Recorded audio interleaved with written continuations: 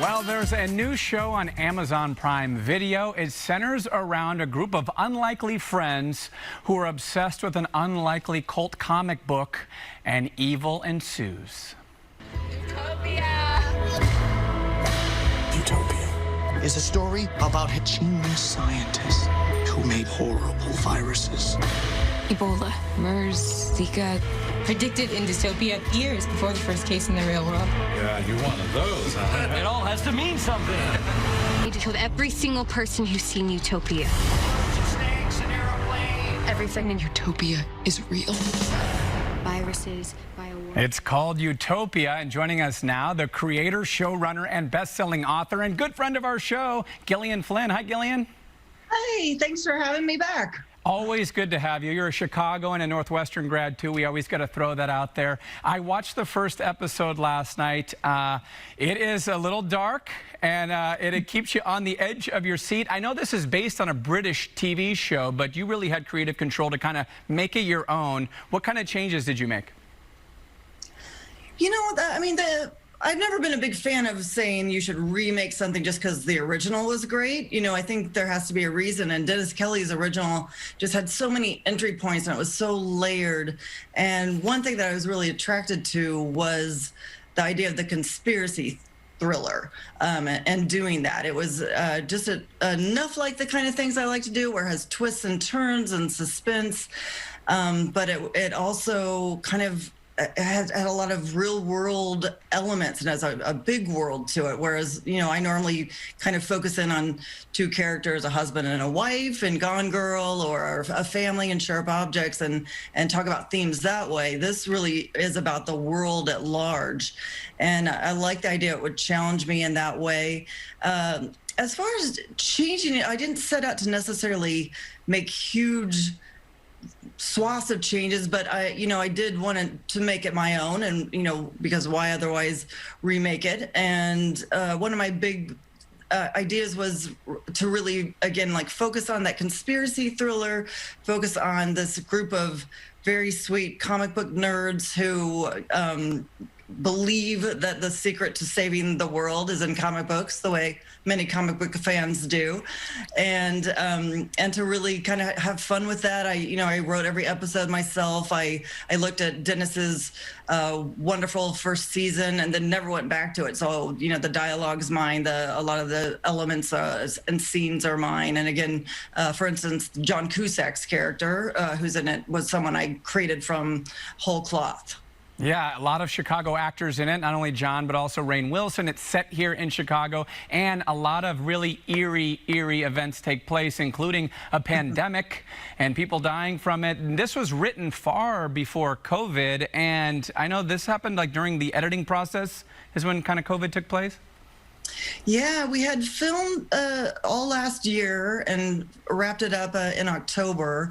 And then I was flying back and forth from Chicago out to LA, where our editing bays were. And, we started hearing, end of January about this virus. And there was, kind of uncomfortable jokes. But, I think, we just kept saying, it's been 100 years since a pandemic was in the United States.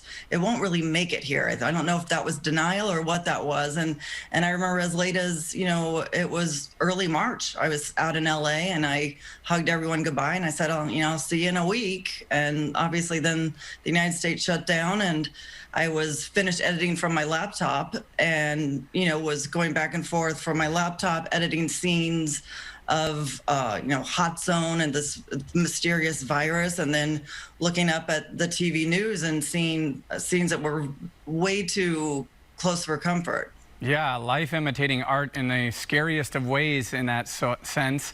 Now, I understand that you do like your best writing at home at night. Is that true? And how have you been doing that when you are quarantined with an entire family there? The short answer is not well. But yeah, I do a lot of my writing. I am a classic night owl. I don't feel like my brain even really starts working until about noon.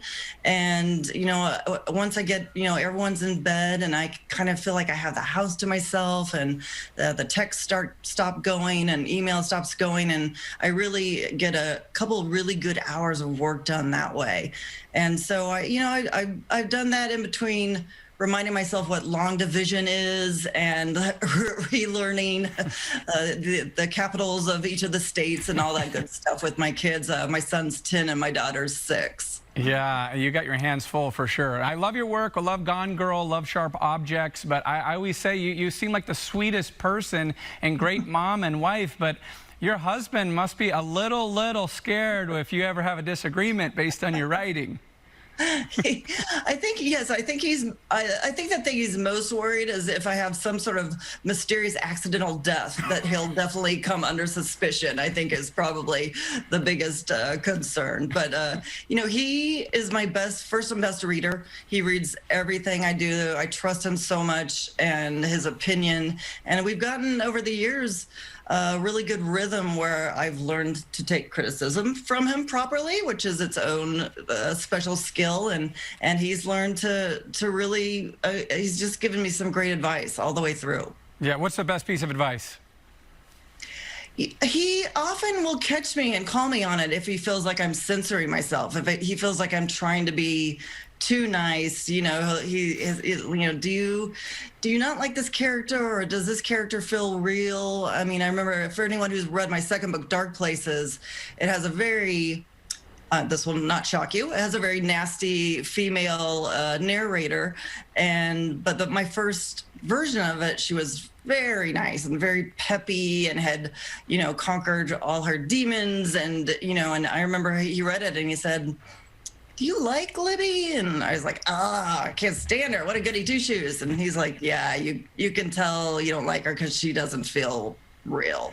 Yeah, you mentioned being too nice. I don't think Neil Patrick Harris feels that way at all after Gone Girl. Hey, by the way, when you're watching this show, everybody at home, and for you too, Gillian, because I'm not sure if you know this, if you see an Oscar-winning newscaster in the series who looks maybe a little bit like this dude, yeah, it's me.